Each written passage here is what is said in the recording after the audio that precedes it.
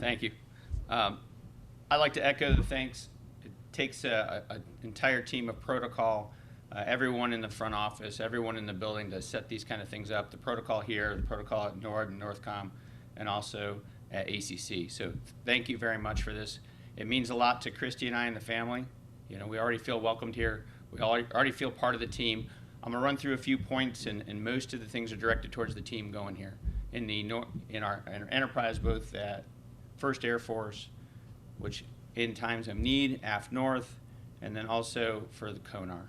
I'm humbled by the opportunity, you know, to get back on the team in the top mission in the NDS to deter, compete, and defend the homeland, which segues and nests with our Canadian partners in the Canadian Defense Plan, strong, secure, engaged, so that we're using the things that we can learn from Canada, bring to the United States, and share from the United States to Canada. So I'll echo the things, and I'm on the mantra, and I'll give it all credit to General Shaughnessy. Our homelands are not a sanctuary. We need to keep the watch. We need to be inventive. We need to be adaptive and resilient. And as he stated before, we're going to face unknowns. We're going to face daunting things over the next few years that we need to think our way through. I have a tendency to try to react, make a decision to move forward quickly. I have some great officers here that'll help me, and great enlisted, and a great chief that'll help me temper that a little bit, make sure that we're on the right path and moving forward. Our support to U.S. citizens in their time of need, hurricanes, which we're already seeing starting to happen again, and I know that's not a dirty word, it's a challenge, it's what we do here at 1st Air Force, but I was not overly happy watching the track starting to float towards Florida before when I first got here. I was like, thank you very much, SAS. You want to make sure that I get the full measure here in the first week. I understand it. And wildfires, we've already started flying missions, and then COVID adds just another level of complexity.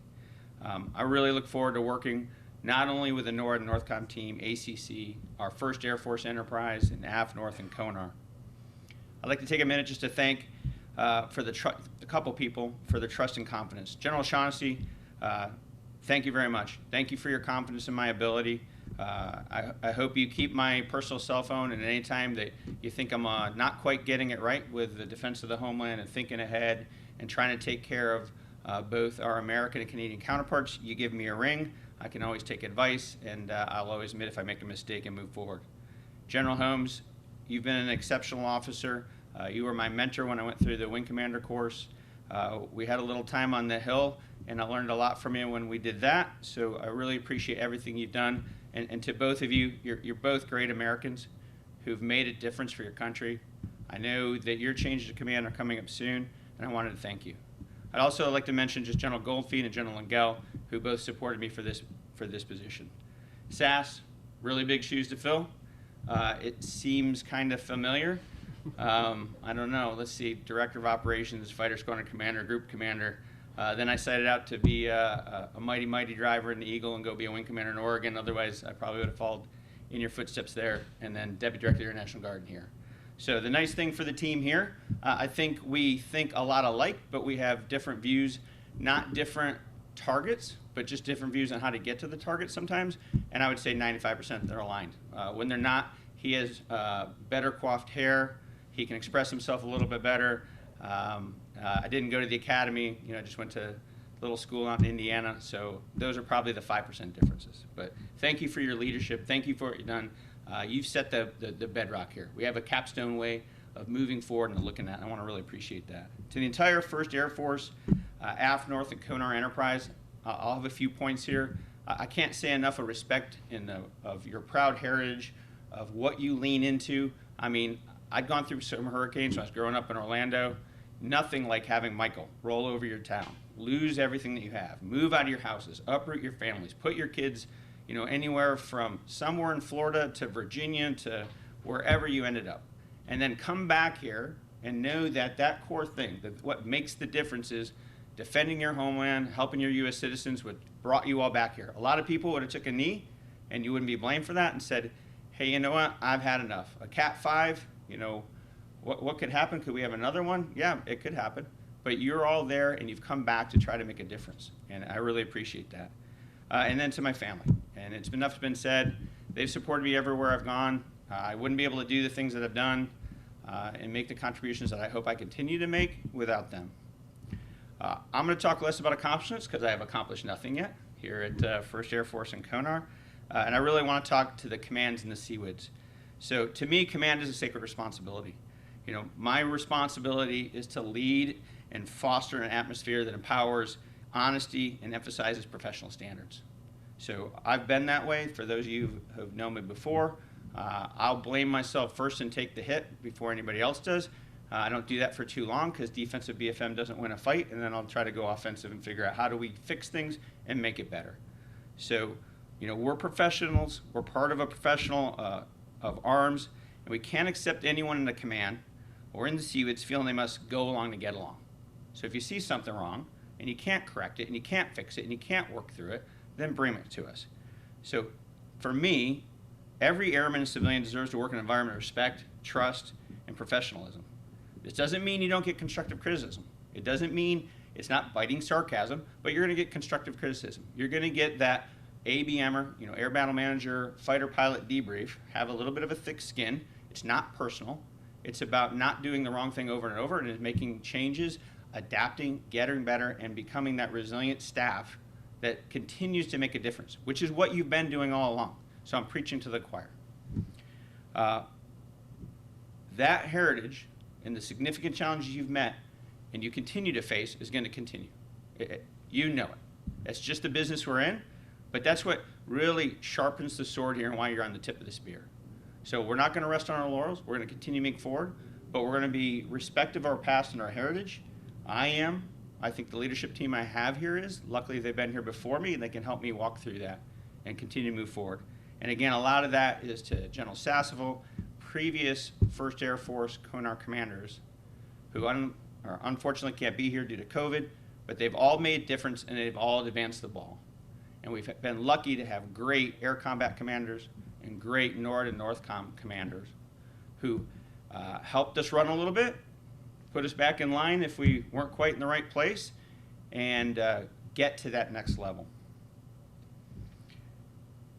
There's no higher calling, and I know, again, the people in this room and the people in CWIDs and in our enterprise know this, than defend the homeland and support our citizens. There just isn't. It's easy to rally around. The problem is it's really complex and it's really challenging. And sometimes it's a wicked complex problem. And I picked those words for a purpose because there's no doctrine, there's no process, there's no thing just lined out that lets you walk through that. You got to create a new process.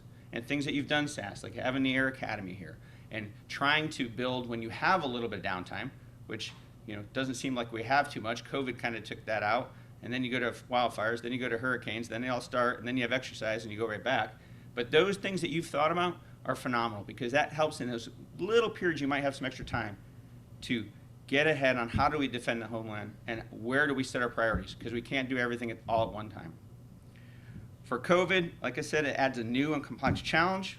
We're going to need to continue to adapt to that, be resilient, mitigate risk to mission, mitigate risk to force, and ensure mission assurance. And there's going to be mistakes. COVID is relentless. You can do everything right, and somebody will get COVID. And it will get inside the system, and it will get inside our enterprise, and it will affect somewhere in 1st Air Force or CONR. That's where we make the difference and try to help lead through that and support and get to the other side and not drop the ball on defending the homeland or supporting our citizens. We need to solve those new unknowns. But I know that this command team, this CONR, this 1st Air Force, the entire enterprise, to include all of the CWIDs, are ready and up to the challenge. Finally, I'd like to talk a few things, and I'll have a town hall later, hopefully in August. It might be in September. We'll see how hurricanes, wildfires, my training plays out for that. But my philosophy is summed up by really 4 words. You need to be humble, you need to be approachable, you need to be credible, and most importantly, you need to be accountable. I've talked about, it's a humble thing for me to be here. You need to be approachable, both vertical and horizontal, that you have those communications, you listen, you don't talk. I like talking a little bit, so you don't talk as much as I do, and you work through that. You're credible, you know your craft, people know your craft, and they come to you because you're the expert, and you know who owns the risk, and you know that bad news doesn't get better with time, and we work through it. All standing guidance, process, and procedures remain in effect that General Sasseville had. I'm not making any changes on that for the team. I'll assess, I'll look through that. I think we're on a great glide path, and we'll make some small changes as we go forward. My final point, and this is really for the times that we're in, but it's always been that way in leadership. Don't accept mission of failure excuses that start with, because I didn't have. I didn't have X, I didn't have Y. Like I talked about, is fostering our airmen and our civilians to be able to lead, and I'll foster proactive leaders, formal and informal, who recognize shortfalls and seams early, try to solve them, and failing that, I welcome sentences to start with, we will fail unless you, General Pierce, do X, Y, or Z. And take me as a 3-star and point me in the direction with the right kind of information, not emotional. We can be passionate, factual, and we'll move forward and we'll move the ball forward in a team. And it won't be me. I'm just your ineloquent spokesman that's out there trying to do the best I can. It'll be all of you building that information, giving me the best things and the best advice like you've done for General Sasseville and like you've done for everyone else here. I'll wrap up. I'm proud and excited to lead both commands. We have an amazing team across the board. Non-COVID, I would love to get out and meet every single person and shake your hands. We'll do the elbow bumps, and hopefully we'll get through the pandemic and we can get back to some type of new normal. I look forward to meeting each of you. We'll have a slight delay with COVID. Thank you for the opportunity to serve. And as your commander, I'm all in. Thank you.